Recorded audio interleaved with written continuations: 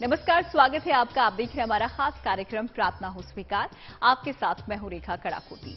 वेदों से निकला ज्योतिष शास्त्र कहता है कि सौर मंडल के नवग्रह से निकलने वाली विकिरण शक्ति हम सभी के जीवन को नियंत्रित करती है और इसीलिए कुंडली में नवग्रह शांति के लिए ढेरों उपाय बताए गए हैं। लेकिन आज हम जिन उपायों की बात करने वाले हैं वो केवल आपको ही नहीं बल्कि आपकी आने वाली 7 पीढ़ियों को भी फायदा देने वाली हैं। जी हाँ, खर्चा कुछ भी नहीं लेकिन लाभ सैकड़ों सालों तक मिलेगा, क्योंकि ये उपाय है वनस्पतियों के उपाय। अब मिलेगा जीवन में मान सम्मान।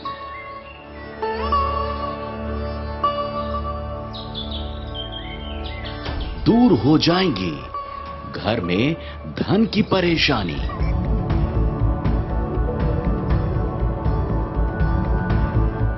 मिटेगा क्लेश, घर आएगी शांति। घर की बगिया का पेड़ बदलेगा किस्मत।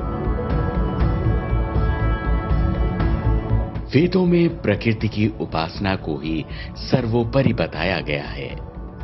हवन और यज्ञ को ही देव स्तुति का साधन माना गया है। इसी को आधार मानकर ज्योतिषीय गणनाएं कहती हैं कि घर के आंगन से लेकर घर की बगिया तक में बोया गया पेड़ न केवल आपके संकट दूर करता है बल्कि आपकी कुंडली के ग्रहीय दोषों को भी दूर कर सकता है। वृक्षों के पूजन का विधान अनादिकाल से दिया हुआ है कि जो नवग्रह हैं उनके लिए अलग अलग पेड़ों का पूजन का विधान दिया है। उसके हिस्सों को धारण करने का विधान दिया हुआ है। उसकी समिधा लकड़ी इत्यादि से ग्रहों का हवन जप पूजन करने का विधान दिया हुआ है। ज्योतिष शास्त्र हर ग्रह की शांति के लिए अलग अलग वृक्ष के रोपण का विधान बताता है। भविष्य पुराण के अध्याय 55, 56 और गरुड़ पुराण में श्लोकों के माध्यम से बताया गया कि कौन सा वृक्ष लगाने से किस किस ग्रह की कृपा पाई जा सकती है। आग के पेड़ से मजबूत करें सूर्य। सूर्य सौर मंडल के अधिष्ठाता हैं, संसार के जागृत देव हैं। सृष्टि में ऊर्जा सूर्य से ही मिलती है। सूर्य की ऊर्जा से ही पेड़ पौधों का विकास होता है। इसीलिए कुंडली में सूर्य की कृपा पाने के लिए सूर्य का अंश आग का पेड़ में माना जाता है। घर के मध्य में आग का पेड़ लगाएं। रविवार को आग के पेड़ की उपासना करें। घर का वास्तु दोष खत्म होता है। मान सम्मान पद प्रतिष्ठा मिलती है। इसमें भी 2 प्रकार का वृक्ष होता है, एक काला और एक सफेद। तो आक अक्सर सफेद मदार को कहा जाता है। इसके जड़ को धारण करने से सूर्य की जो पीड़ा होती है उसमें आपको राहत मिलती है। प्लस अर्क का पूजन करने से, अर्क का फूल शंकर जी को भी चढ़ाने से सूर्य ग्रह की जो पीड़ा होती है वो इसमें क्रमशः कम हो जाती है। देखिए, ऐसा कहा जाता है कि जब हनुमान जी जो हैं सूर्य भगवान को निगल गए, पूरी पृथ्वी के ऊपर हाहाकार मच गया। तब आग के वृक्ष ने जो है हनुमान जी की तंद्रा को भंग करने का थोड़ा सा कार्य किया था कि सूर्य उनको जो है उनकी टहनियां उनको छू गई। तब उनको भी एहसास हुआ कि मुझे सूर्य निगलना नहीं है, मेरे को सूर्य को जो है निकालना है। तब से सूर्य भगवान जो है वो आग के वृक्ष के अंदर विद्यमान रहते हैं। मान्यता है कि आग की पूजा करने से सूर्य देव प्रसन्न होते हैं। पलाश से मजबूत होगा चंद्रमा।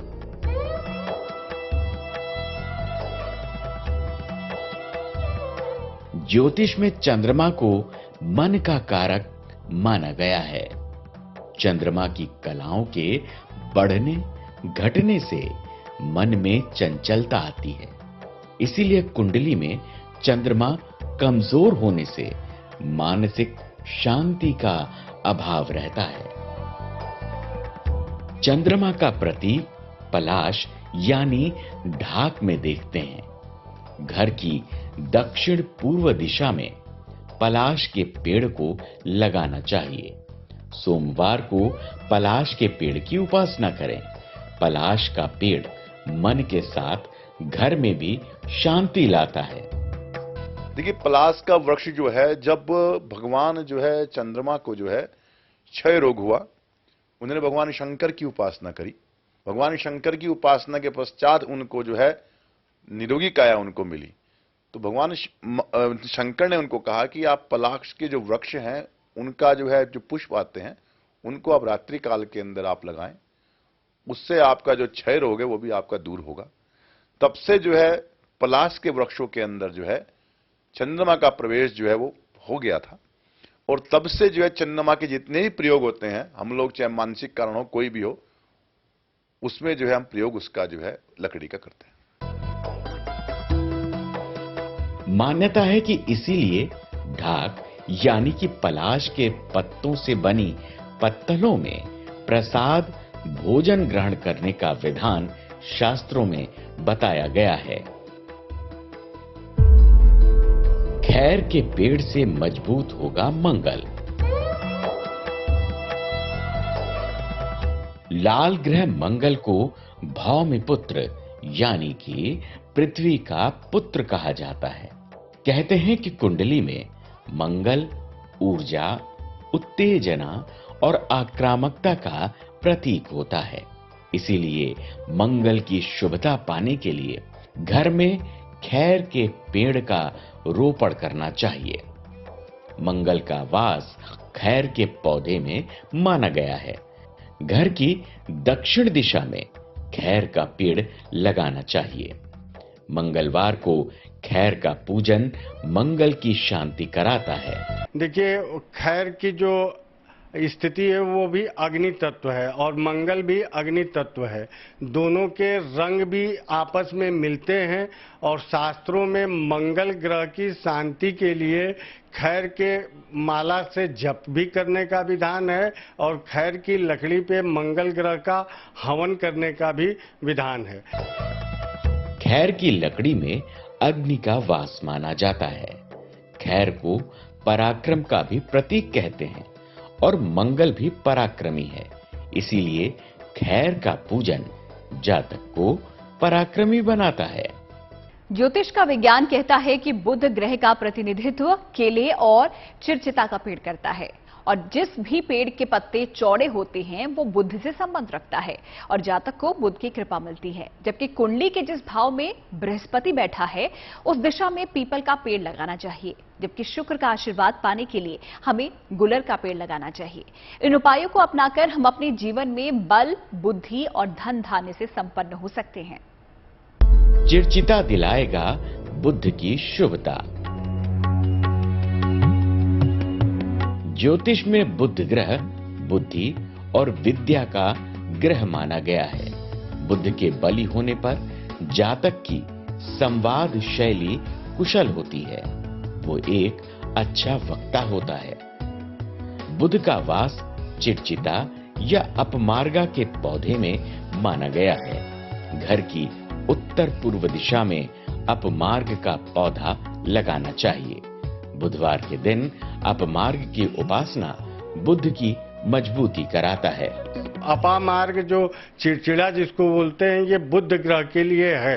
तो ये बुध ग्रह के जप के पश्चात हवन इत्यादि में भी ये समिधा उपयोग होती है। या चिड़चिड़ा का जो सूखा हुआ पत्ता है, डंठल है, इसको हरे कपड़े में बांध के अपनी भुजा में, दाहिने भुजा में धारण करने से बुध ग्रह की शांति होती है। साथ में इसमें कहा जाता है यदि ये वृक्ष की जो है चिड़चिटा की यदि आप जो है छाल को यदि आप जो है बुधवार के दिन आप जो है अपनी जो खराब हुई आपकी जो त्वचा है, यदि आपको एक्जिमा है, यदि आपको कोई भी किसी प्रकार का रोग आपकी अब है जो स्किन से संबंधित है, उसको आप दूर कर सकते हैं। अपमार्गा या चिरचिता के पौधे की उपासना जातक को कुशाग्र बुद्धि का मालिक बनाता है। पीपल करेगा गुरु बृहस्पति को प्रसन्न। बृहस्पति सौर मंडल में सबसे बड़ा ग्रह है, इसीलिए इसे गुरु भी माना जाता है। बृहस्पति की प्रसन्नता भगवान विष्णु की कृपा दिलाती है। पीपल में देव गुरु बृहस्पति का वास माना गया है। घर की उत्तर दिशा में पीपल का पेड़ स्थापित करें। बृहस्पतिवार के दिन पीपल की उपासना करें। पीपल की पूजा करने से देव विष्णु प्रसन्न होते हैं। पीपल के वृक्ष का पूजन गुरु ग्रह के अलावा भी विष्णु की प्रसन्नता के लिए, क्योंकि बृहस्पति ग्रह के अधिष्ठित देवता विष्णु हैं और अस्वस्थ का दूसरा नाम ही विष्णु है, तो उनके पूजा का विधान है। और पीपल में दीप दान इत्यादि करने से शनि की भी पीड़ा समाप्त होती है। मान्यता है कि देव गुरु बृहस्पति के कुंडली में मजबूत होने पर धन का आगमन होता है और जीवन में आध्यात्मिक उन्नति होती है। गूलर से मिलेगी शुक्र की शुभता। ज्योतिष शास्त्र में वैभव ऐश्वर्य का प्रतीक है शुक्र ग्रह। ऐसे में अगर आपके घर में भी विपन्नता रहती है तो आपको गूलर के पेड़ को लगाना चाहिए।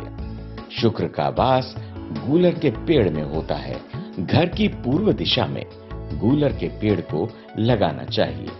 गूलर का पेड़ वैभव प्रधान माना जाता है।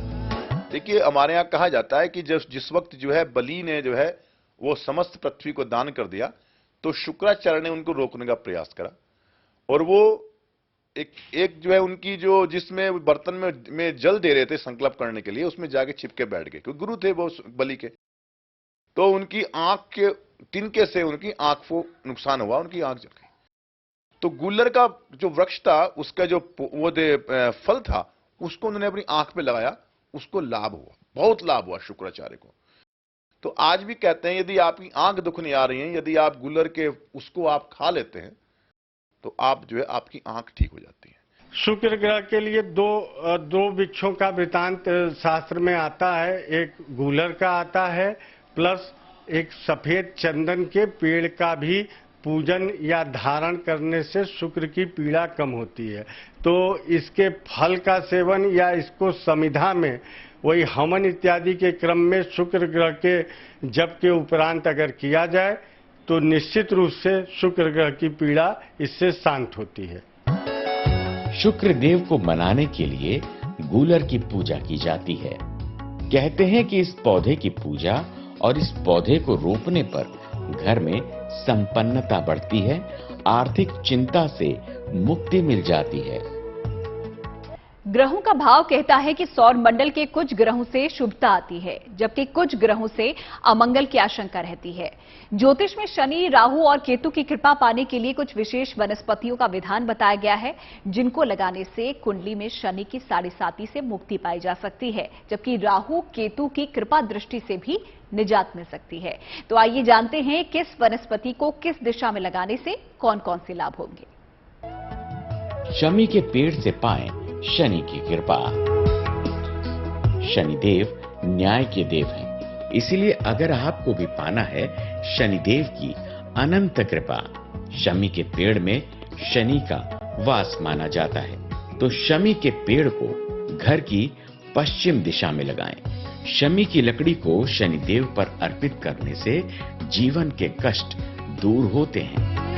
आप शमी का पौधा लगा करके उसकी देखभाल करके उसकी पूजा उपासना करके शनि की कृपा पा सकते हैं। लेकिन याद रखिए, शमी के पौधे के अंदर छोटे छोटे कांटे होते हैं, इसलिए शमी का पौधा घर के अंदर मत लगाइए। घर के मुख्य द्वार पर निकलते समय लेफ्ट साइड की तरफ लगाएं तो ज्यादा बेहतर होगा। और अगर वहां जगह नहीं है तो छत पर भी आप अपने शमी का पौधा लगा सकते हैं, लेकिन घर के अंदर शमी का पौधा मत लगाएं।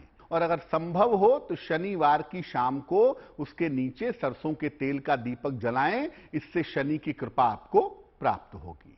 शमी के पूजन करने से लक्ष्मी की भी प्राप्ति होती है और दरिद्रता दूर होती है। तो शनि की दशा काल में प्रायः आदमी को अर्थ संकट का बहुत ज्यादा सामना करना पड़ता है। तो उस दृष्टिकोण से शमी वृक्ष का अगर पूजन किया जाए, उसकी लकड़ी को, डंठल को यंत्रवत या किसी नीले कपड़े में बांध के भुजा और गले में पहनने से शनि की पीड़ा समाप्त होती है। मान्यता है कि कुंडली में 7.5 लगी हो या फिर ढैया, शमी की समिधा से हवन करने से शनिदेव प्रसन्न होते हैं और जीवन खुशहाल बनता है। कुशा दिलाएगी केतु की शुभता। सौरमंडल में केतु को छाया ग्रह माना गया है। कहते हैं कि केतु की शुभता जातक को राजनीति में सफल बनाती है। केतु को प्रसन्न करने के लिए कुशा के पेड़ की पूजा की जाती है। घर के उत्तर पश्चिम दिशा में कुशा का रोपण करें।